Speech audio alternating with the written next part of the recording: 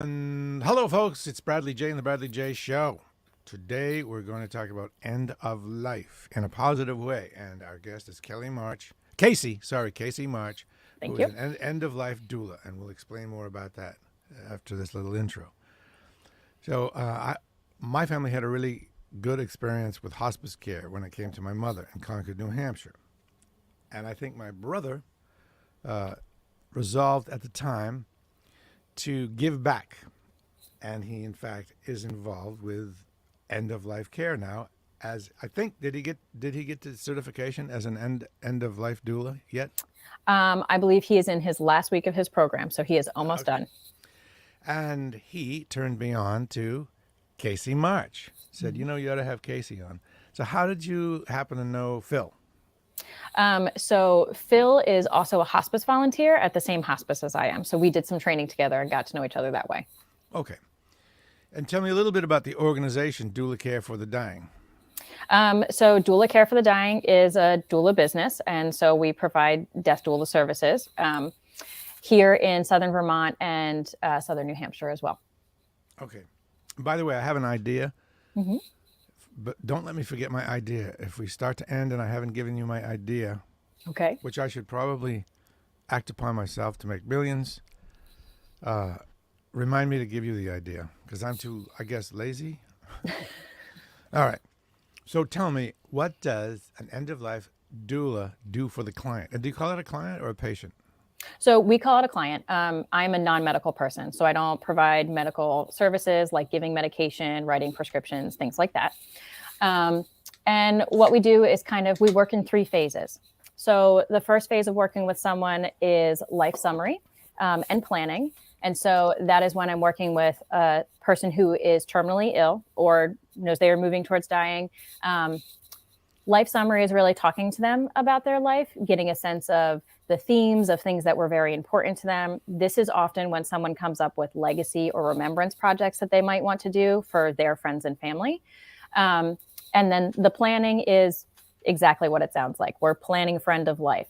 That is everything from making sure that the necessary paperwork is together. Like, is my advance directive in place? Have I thought through what kind of medical care I do and do not want in my final days? Sort of mapping out what they want their dying to look like, whether someone wants to be at home, if they are going to be in assisted living, if they want as much medical support and potentially to be in hospital. Some folks get to use hospice facilities, which I know you've had experience with, and those are wonderful places. And so we plan for that and sort of figure out what needs to be in place. The second phase is called the vigil. So that is what folks think of, and it is most like what birth doulas do.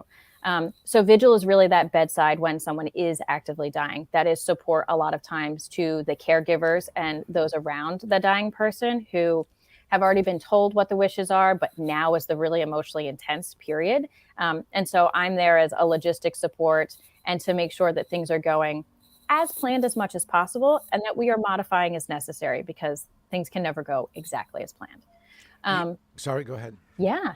The last and final phase is early grief and reprocessing. And so that is when I am working with those that have been left behind, caregivers, immediate family members, very close friends that were with the dying person, to reprocess the experience. So if they were there bedside for the person dying, or just their experience in the person's final days, last visits, things like that.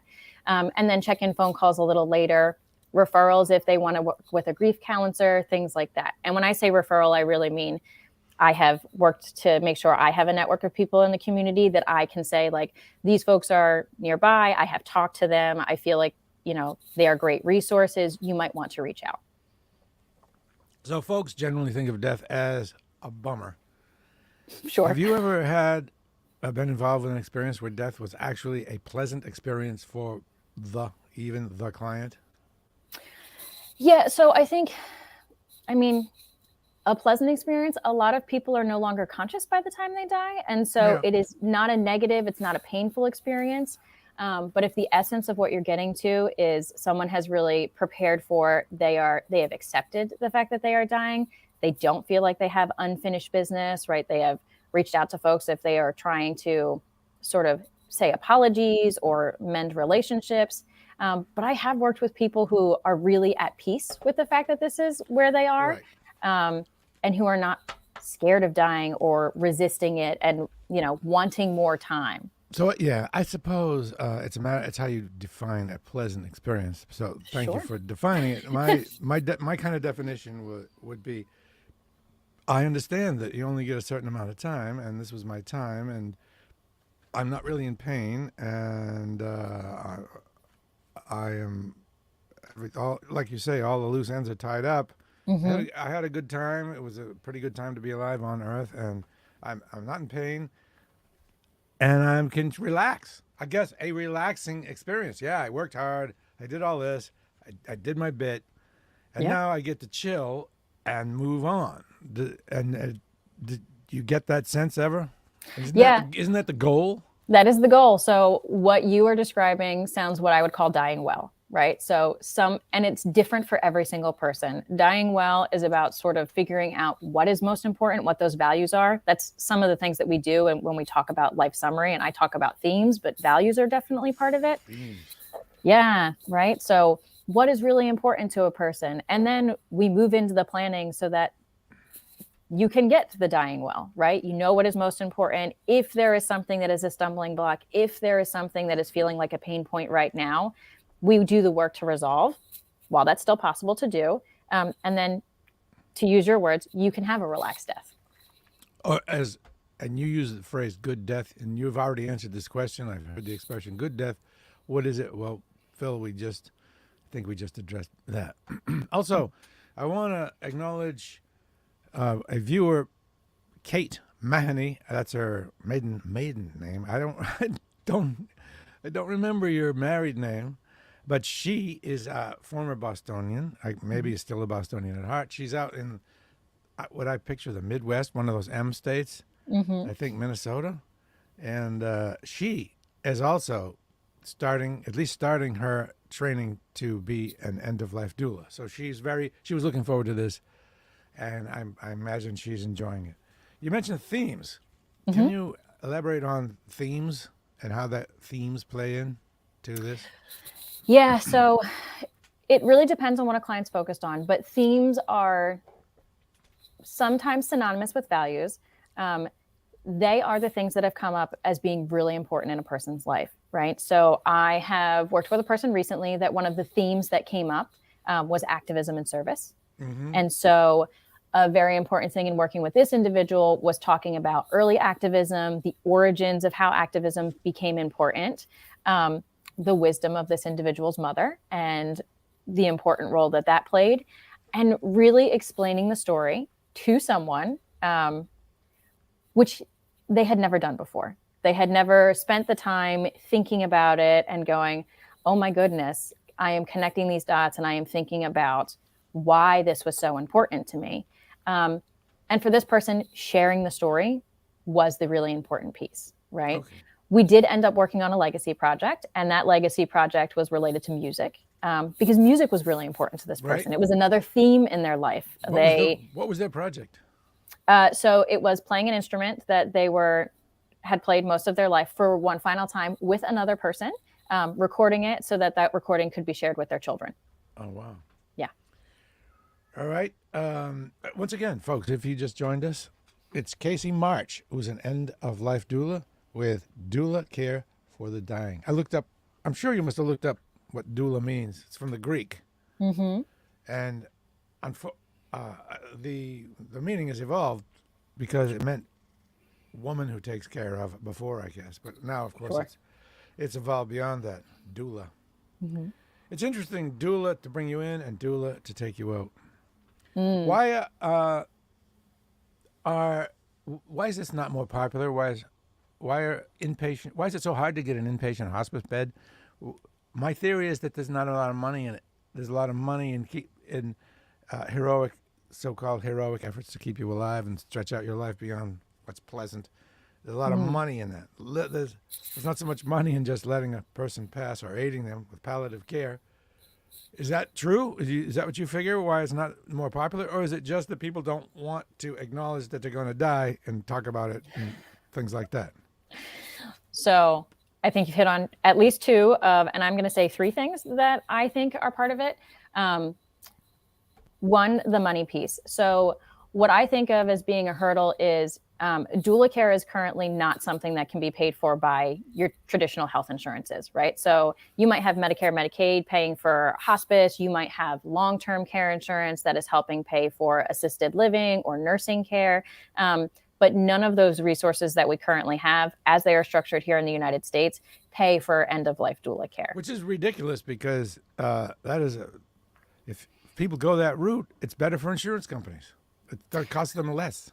Sure. Yes. But we know that about a lot of different forms of healthcare, right? Like if people are getting their regular healthcare early on, all of the time, that saves insurers a lot of money, but that's not always what's covered.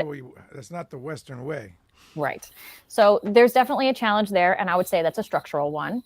Another challenge is more of a relational one. I would say there are a lot of people that have functioned as doulas, right? And you talked about the history of the word, and it's normally woman who cares for, right? And so we have had a lot of the aunt, the sister, the mom, the caregivers who do this work of caring for someone who is dying, traditionally in homes for generations, right? And so we have not had a structure where, one, our communities were so separate. Our focus on the nuclear family and on these much smaller units is still relatively new in the history of, this country. And so I think that needing this format of this kind of support is because our communities don't function the way they used to. Individuals' lives don't function the way they used to. We also have an aging population right now. And so there is more need than there are services. Even hospice, for example, or the assisted livings and things like that, the structures we do have in place, they are overwhelmed with the need right now and not able to sort of keep up. Okay, we've talked about what end-of-life care does for the client, but equally importantly, what does it do for you? Oh, And this is a question I ask for Kate out in Minnesota, and for Phil up in Keene, New Hampshire. Yeah.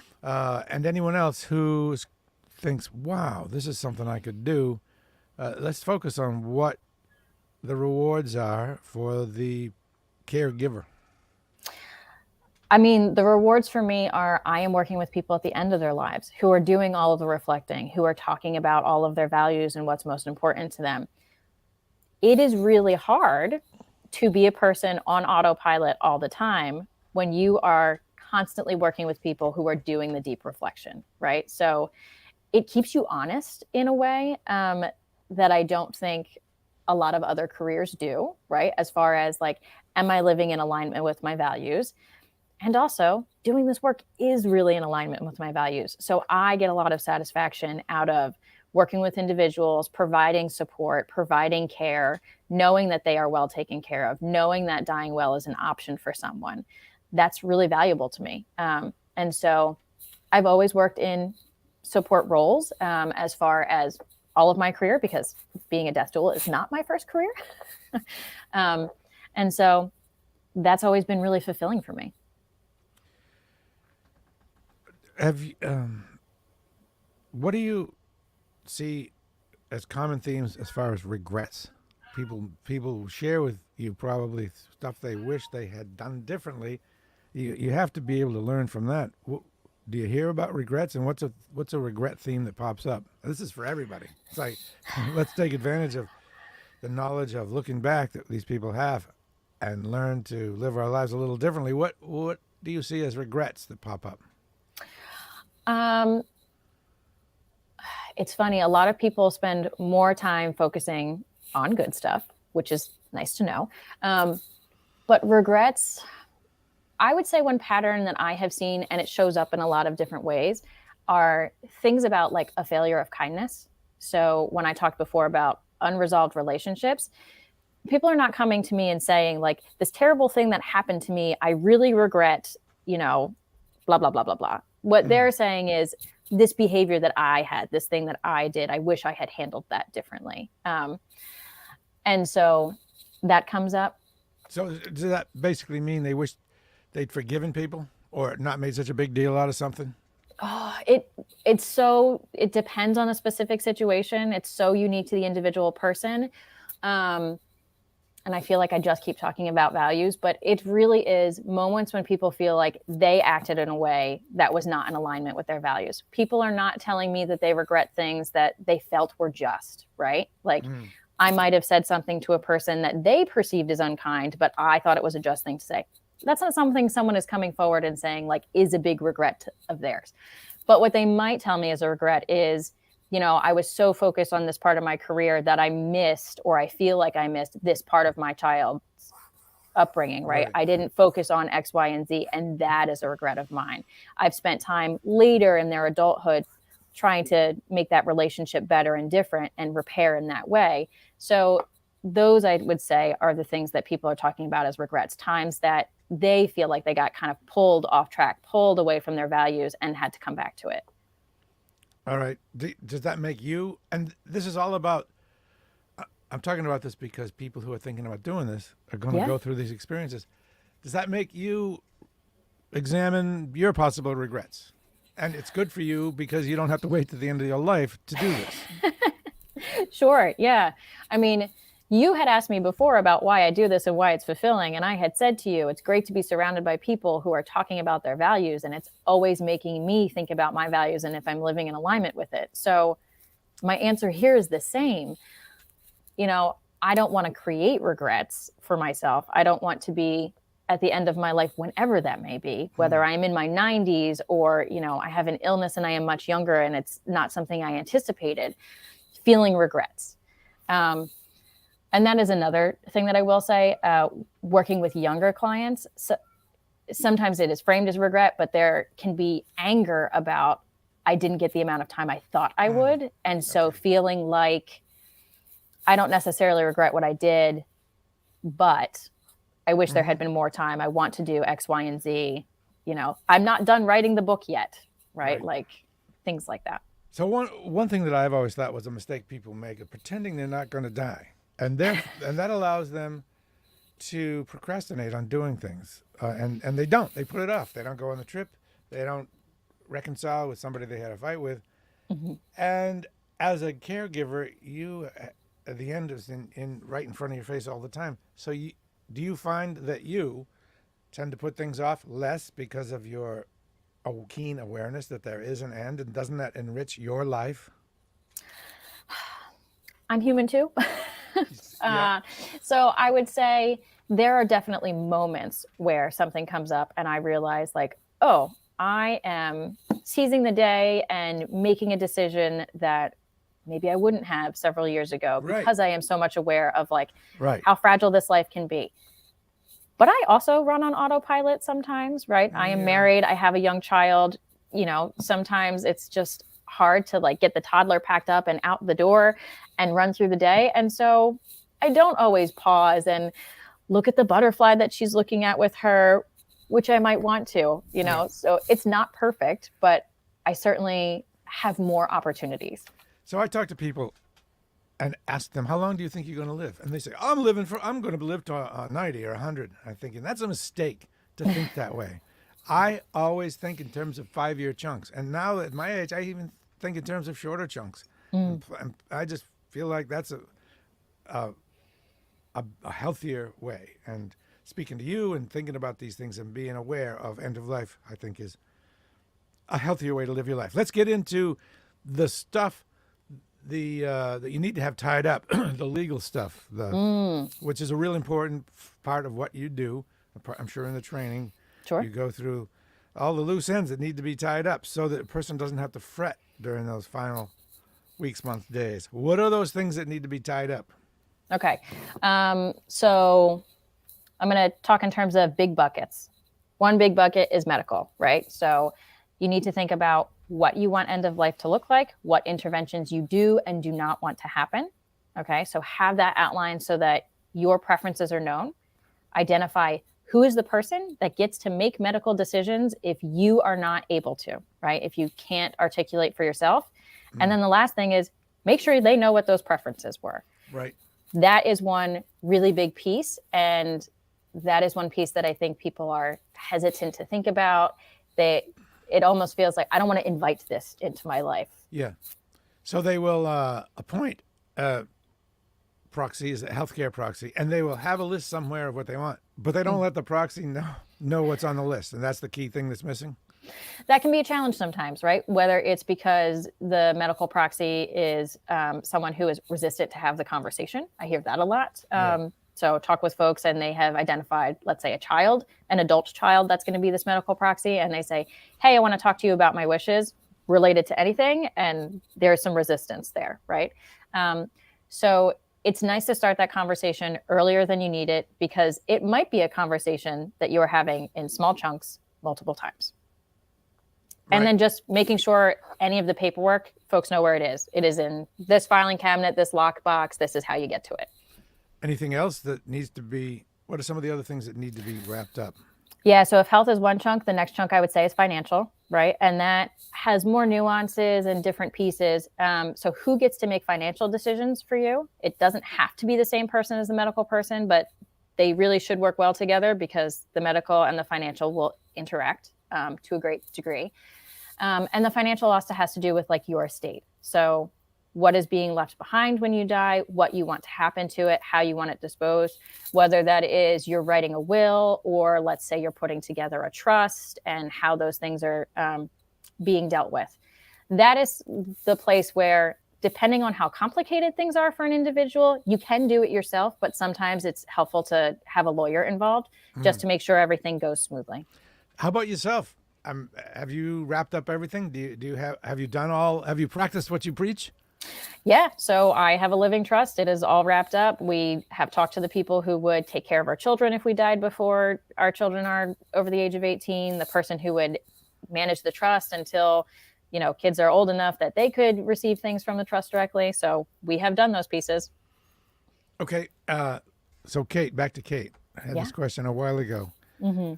She says, where did you receive your education? Yeah.